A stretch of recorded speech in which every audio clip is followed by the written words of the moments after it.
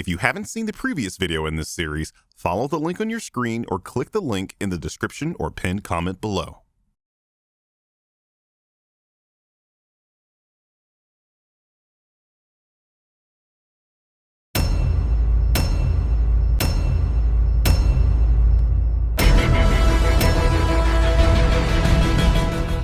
Oh snap, look at that. The very first CinemaSins video. I guess the sin here is that you should have started your series with the second movie in this series, cause this movie is actually decent. If it were me, I would totally start my series with the second movie in a franchise. Just makes more sense that way. This movie exists. Now hold on, if this movie didn't exist, your series wouldn't exist.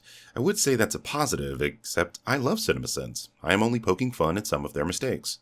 Child actor looks nothing like his older counterpart. Isn't that the norm in movies, though? I suppose they could have gotten Andrew Garfield's son to play this role. Oh, he doesn't have a son? Well, what about his younger brother? Oh, his brother is older than him? Well, shit. Unsettling scalp-sniffing fetish. Wouldn't that make kissing someone's face a face-sniffing fetish? Oh, that doesn't make sense? Promotes stalking. I don't think taking photos of cute girls for the school paper constitutes stalking. She would have to declare she doesn't want her photo taken, and he would have to ignore her wishes for this to be stalking. I'm an expert. Wait. Scene does not include lap dance. 30-something Jeremy wants a lap dance from a teenager in high school. Age of consent in Tennessee is 18, so what you're really asking for is a young girl to randomly dance in her underwear for you, and that's just... Hello, FBI? High school student has a rear window poster. No, you mean a nerdy photographer has a poster about a classic movie about a photographer. Uncle Ben picks up perfectly solved Rubik's Cube and then puts it back messed up. All Rubik's Cubes come solved. Think about it. Peter Parker uses Bing. Well, yeah, Bing just got integration with Windows 8 a few months ago, which means it's totally going to usurp Google. Trust me, bro. Dr. Kurt Cockings. That's actually a great last name. Reminds me of this one person I knew whose last name was Wang. Of course, his first name was Dang Lin. Peter's love interest conveniently also works for the bad guy. No, she works for Oscorp, the biggest science company in the city. I know Norman Osborn is evil and all, but that is not what you meant, so I'm not giving you the sin. Non-existent full-color floor-to-ceiling hologram technology. Wait a minute, the sin here is that this technology doesn't exist in reality? You know Spider-Man isn't real, right? Right? Peter perfectly mimics a complicated security touchscreen gesture after watching from 50 feet away.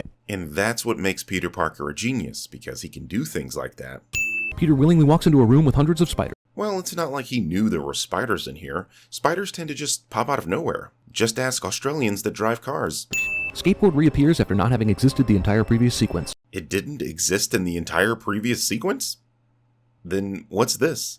Peter uses Bing again. Because it worked fine the previous time. I could understand this sin if it didn't help him achieve his goal, but it did and gave us Kurt Cockings.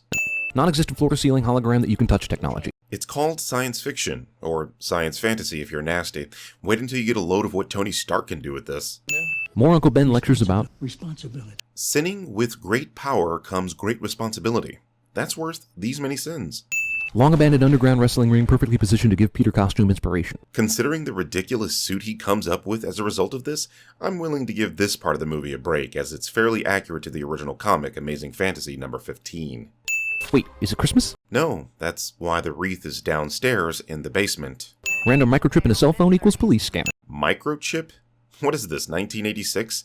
That is a radio wave interceptor. Why are all these random citizens gathering outside the police station? You want to know an easy way of answering this question?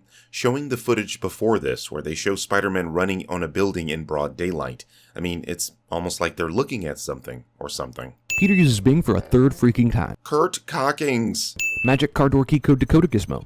Peter somehow knows exactly which car this dude is going to steal. Probably had something to do with that gizmo you pointed out in the previous sin. If anything says I'm going to steal this particular car, it's the Magic car door key code decoder gizmo. Supporting role given to C. Thomas Howell, but not Bruce Campbell. Yeah, you say this, but in your 4-month-old Spider-Man 2 video that I haven't seen yet, but will sometime in the future, you sin the Bruce Campbell scenes.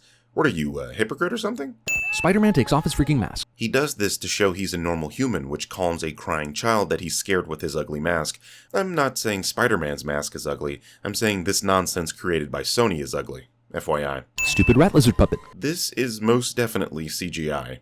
What the f*** is up with these wounds? What the f*** is up with this question? You got attacked by lizard. What other answer were you looking for? And why are you so close to your mic?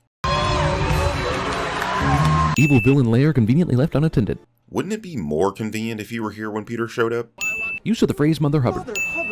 I'd rather that than asking a kid for a lap dance, but that's just me. Turning the crane should be the new jumping the shark. Yeah, that doesn't make sense at all. Jumping the shark means the previously established canon was grounded, and all of a sudden we're going to space now. I'm so glad this hasn't happened with The Fast and the Furious, although the transporter did just kill Han. Spider-Man is not a parade. You do not need to stop traffic for Spider-Man. Spider-Man 2 disagrees. Worst secret identity ever. CinemaSins has never heard of Superman.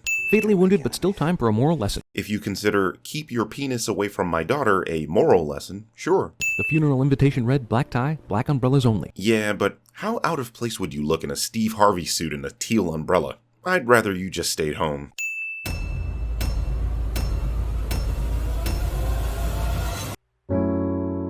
Anyone who ever loved could look at me and know that I love you. Anyone who ever dreamed could look at me and know I